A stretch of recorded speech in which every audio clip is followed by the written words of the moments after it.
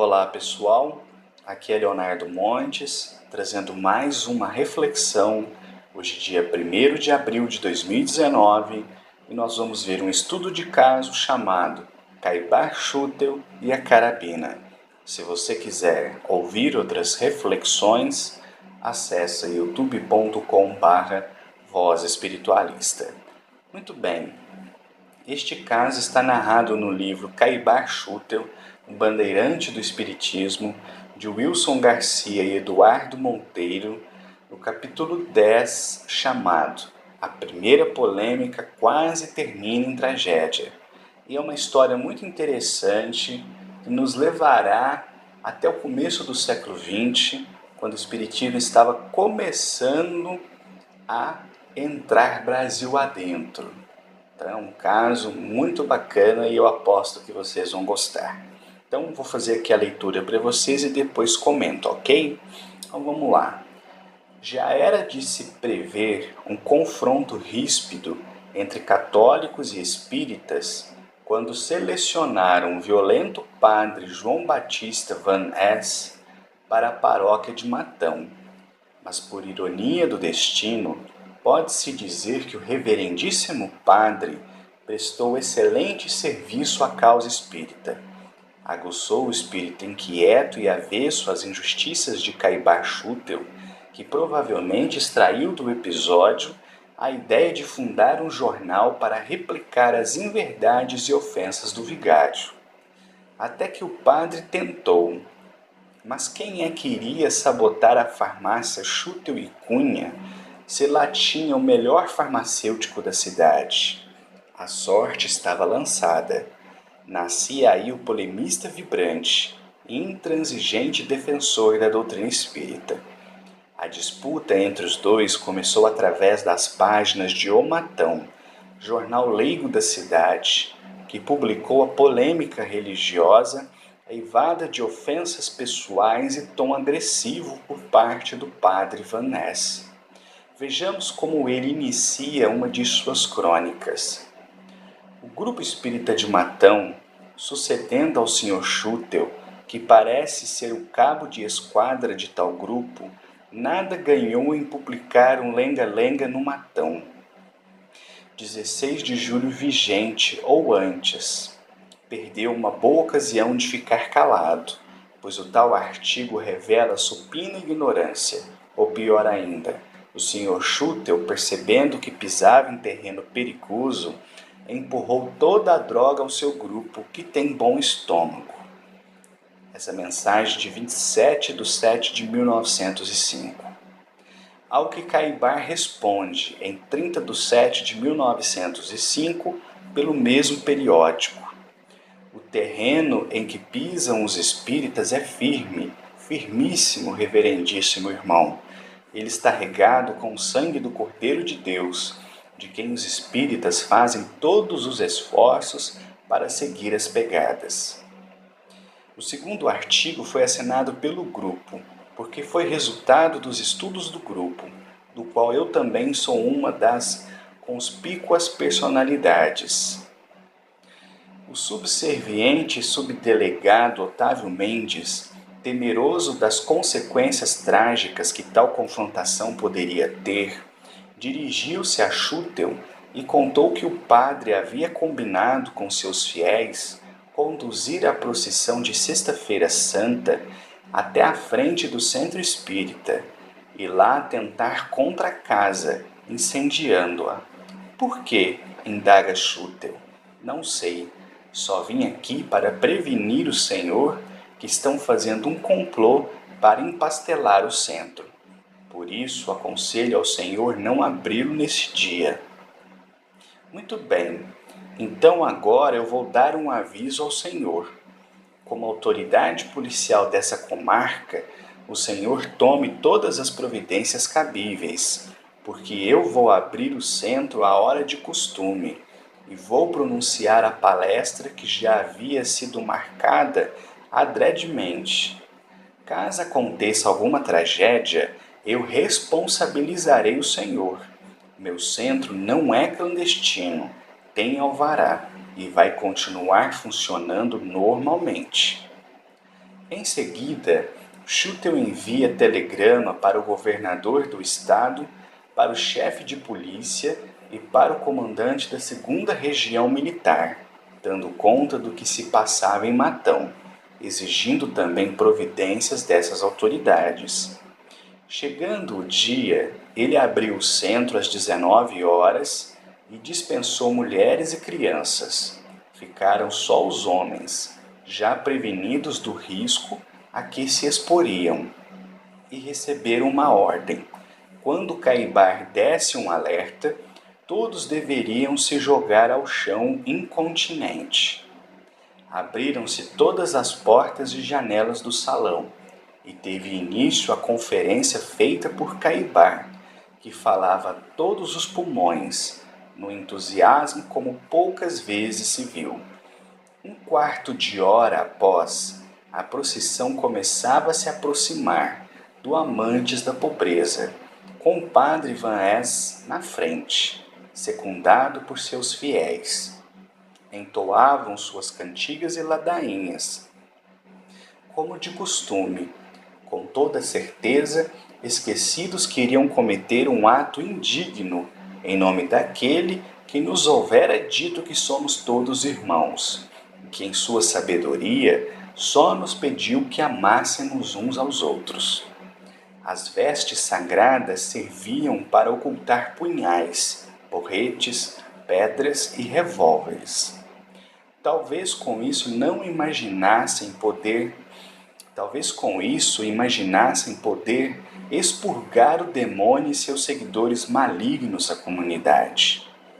Quase em frente ao centro, a procissão, entre excitada e agitada, aumenta o vozerio sob a batuta do vigário e desperta a ira do advogado Abel Fortes, chefe político temido, que morava nos arredores e cuja esposa convalescia de difícil parto acontecido naquele dia.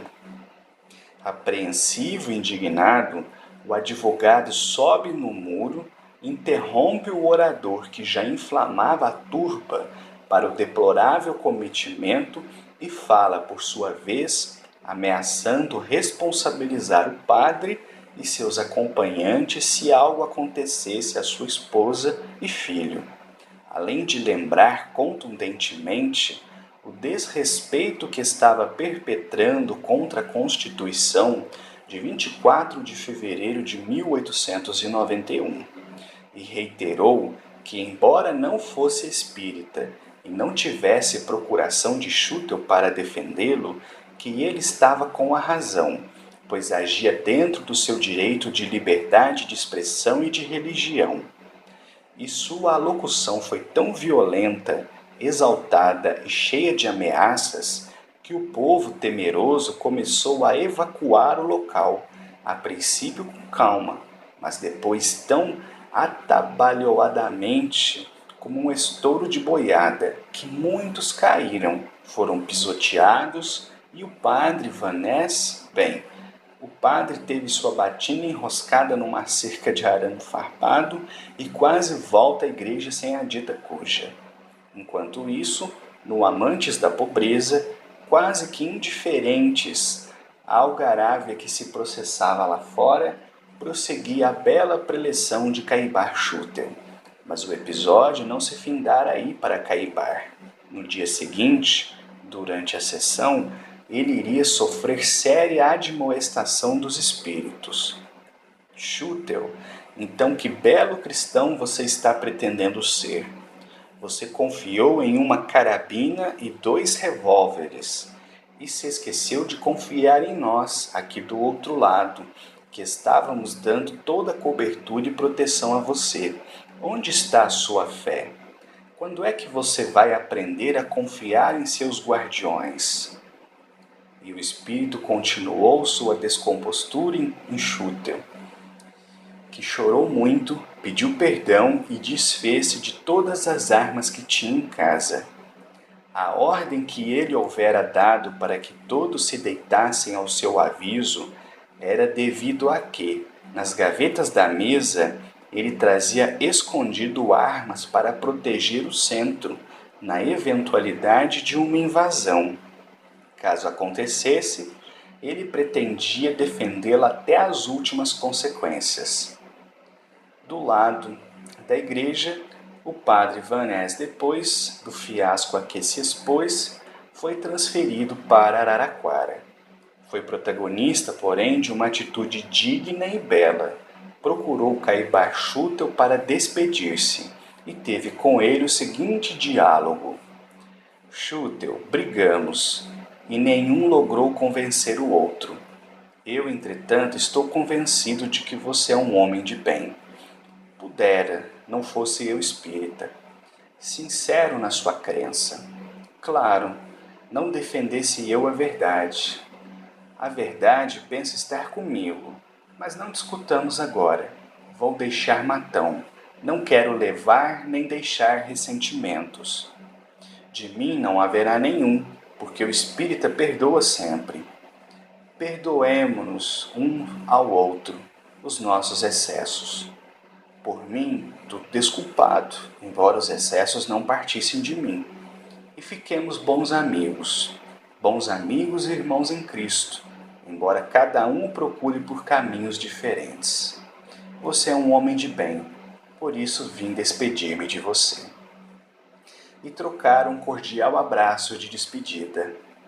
O Clarim, de 1º de setembro de 1908, assim noticia o fato. Transferiu sua residência para Araraquara o nosso amigo reverendo Padre João B. Van Ness. Oxalá as luzes acumuladas em seu espírito, após tantas polêmicas religiosas, se irradiem à população da velha cidade de São Paulo. Aceite, Senhor, os nossos augúrios de uma felicidade espiritual interna. E lá se foi o vigário, mal imaginando o bem que fizera ao espiritismo. No Clarim de 15 de nove de 1907, Caibar relembrava o episódio ao fazer o necrológio do confrade João Eide, que estivera presente naquele dia. Ainda nos lembramos o dia em que João Eide esteve ao nosso lado, quando então o vigário dessa paróquia, Van Ness, acompanhado por meia dúzia de inconscientes, tentou trazer a confusão ao nosso grêmio que comemorava a paixão do Verbo de Deus. Não é um efeito de rancor pelo vigário de Matão que nos força a lembrar aquele notável acontecimento, porque sinceramente não temos, mas um sentimento de gratidão ao espírito livre dos grilhões da matéria, ao amigo desinteressado e leal. Muito bem, esse é o caso então, Caibar e a Carabina, né? E que nos faz pensar as lutas religiosas que o pessoal de antigamente teve que enfrentar. Quando o Espiritismo começou a entrar pelo interior do Brasil, encontrou muita resistência. Então não é à toa que Caibar Schutel recebeu esse apelido de bandeirante do Espiritismo, porque assim como os bandeirantes no passado abriram mata adentro, Caibar, com a sua força de vontade, com o seu ideal, conseguiu fazer uma coisa incrível no começo do século XX. Ele fundou um centro espírita numa cidade que até hoje é pequena. Mais do que isso, ele fundou uma revista espírita que existe até hoje, numa época de recursos mínimos. Então, foi realmente um grande trabalhador, um grande missionário, alguém que deixou o seu nome na história, né? E também era conhecido por ser um excelente defensor da doutrina, não abaixava a cabeça para ninguém, enfrentava muitas dificuldades, né? Mas o que eu achei mais engraçado desse caso, que vocês devem ter notado, né? É que ele diz para o pessoal, olha, o padre está vindo com o pessoal para pôr fogo no centro, quando ele chegar vocês abaixem. Mas ele não havia contado às pessoas o porquê disso, já que na gaveta de uma mesa dentro do centro, ele tinha guardado uma carabina e 2 revólveres. E estava disposto a defender o centro até as últimas consequências. Quando então o caso não vira nada, né? Já com o advogado ali vizinho, tendo a esposa tido um parto naquele dia, vendo aquela algazarra toda, fica nervoso e dá uma esparramada na galera. No dia seguinte, então, vem uma comunicação espiritual puxando a orelha do Caibar. E aqui um detalhe que eu já falei várias vezes aqui no canal. Os bons espíritos não têm receio nem dificuldade em puxar a nossa orelha quando é para o nosso bem. Então não é porque a pessoa é dedicada, ela é esforçada, que ela vai se esquivar de receber um puxão de orelha se for necessário, se for merecido, se for para o bem dela, não é? Pois então, é exatamente isso que o Espírito fala, né? Dá aquela chamada e ele cai em si, né? Eu vou até ler de novo aqui o trechinho. Chuteu, então que belo cristão você está pretendendo ser? Você confiou em uma carabina e 2 revólveres e se esqueceu de confiar em nós, aqui do outro lado, que estávamos dando toda a cobertura e proteção a você. Onde está a sua fé? Quando é que você vai aprender a confiar em seus guardiões? E essa é a pergunta que eu gostaria de deixar para encerrar essa reflexão, para que cada um de nós responda a si mesmo, né? Onde é que está a nossa fé? Quando é que nós vamos aprender a confiar na espiritualidade que nos acompanha? Eu vou parando por aqui. Se você quiser ouvir outras reflexões, youtube.com/Voz Espiritualista. Um abraço a todos.